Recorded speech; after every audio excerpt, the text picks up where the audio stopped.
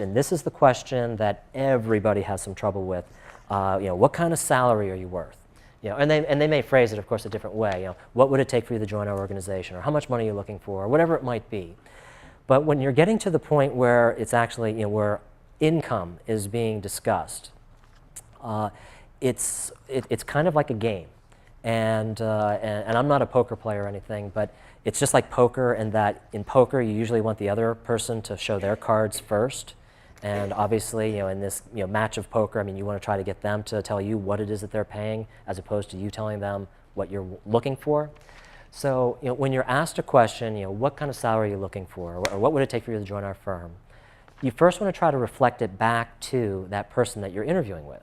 Say, well, at this point, we really haven't discussed the full realm of responsibility of this position, and I know that can greatly affect what the income might be, but what is it that your organization is willing to pay for this position? And if you'll notice, some of the language that I used, I said your organization as opposed to what are you willing to pay. You don't want to put it onto the person, you want to put it onto the entity of the company.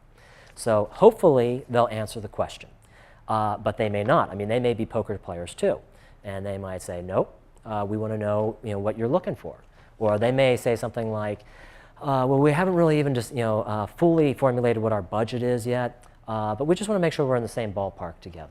And I assure you, I mean, they wouldn't have brought you into the interview if they haven't already formulated what their budget is. So, and not that you're going to call them out on that, but if they do reflect it back to you, then you do have to give them an answer. And with the answer, what you want to do is you want to give them a range. And a range truly is a range. You don't want to say, let's say if you're looking for $50,000. You don't want to say, I'm looking for something in the $50,000 range. They're not hearing range, they're only hearing $50,000. So if the position is for 45, you've just cut yourself out. Another thing, so once again, you want to give a range, actually give a high and a low, and I would recommend that you put, give a little bit lower than what you're looking for, and you want to give it a little bit higher than what you're looking for. And the reason for those two extremes is, well, the very first thing is on the low end. I mean, once again, and it goes back to that negotiating. You want to build that relationship and keep the relationship going. And even if the salary is a little bit less than what you're looking for, as you maintain that relationship with them and it's going like week 1 or week 2, then we can start to nibble a little bit. And so it might be, it's like, hey, we've developed, or we've put so much into this person. She's exactly what we're looking for. We're now at week 2 of our interviewing stage, and she wants 5,000 more than what we've got. Let's make sure that we get this through. I mean, once again, you can nibble. So once again, you want to keep yourself in the running of the opportunity. So give it a little bit below what you're looking for. The reason why you want to give it a little bit above what you're looking for is we have to watch out for what we would call bargain hunters. So if you were to say to an organization, oh, well, I'm looking for something in the $50,000 range, and let's say they were willing to pay $62,000, then that person's going to think, oh, I can offer her 50 grand, she's going to jump on it, and I just saved the company 12,000 bucks. So I mean, once again, you want to give the range below and above, and you also want to use what I call fuzzy numbers. So what are fuzzy numbers? You don't want to say, I'm looking for something from 45,000 to 65,000, because once again, those are hard numbers. And let's say the offer is, what did I say, 45 on the low end? Let's say it's at 44. They're going to think, oh, well, she just gave me a range of $45,000 to $65,000, and we're going to, the highest we can go is 44. We're below her lowest level. She's not going to be interested. So they're going to move on to the next candidate. So like I said, use fuzzy numbers, and you also want to kind of resort to a higher power.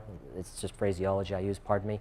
But in answering the question, with fuzzy numbers, I would say something like, well, once again, we really haven't discussed the full realm of responsibility of this position, but based on my research, both online, and at the library, and just from my work experience, it seems as though industry normals for this type of position seem to fall anywhere from the low 40s to the mid 60s. And once again, depending on the realm of responsibility of this position, I would just expect you to fall somewhere within those industry normals. And and what is low 60s, or I'm sorry, what is low 40s to mid 60s? Is it 65? Is it 67? So it just makes it a little bit more fuzzy on both edges for you. So like I said, a little bit below and a little bit above what you're looking for.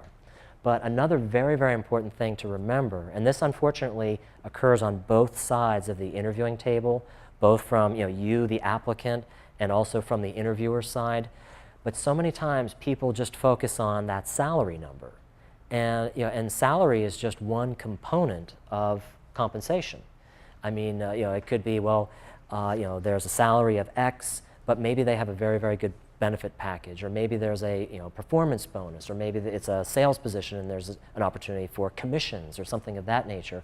So make sure that you talk when you're talking to that interviewer, say, well, salary to me is just one component of compensation. What I'm really interested in is the the full package, and and whether the salary is X or whether it's Y. Once again, what I'm looking for is really the best opportunity. It might be, hey, it's a little bit lower on the salary side, but maybe there's something else that might compensate for that.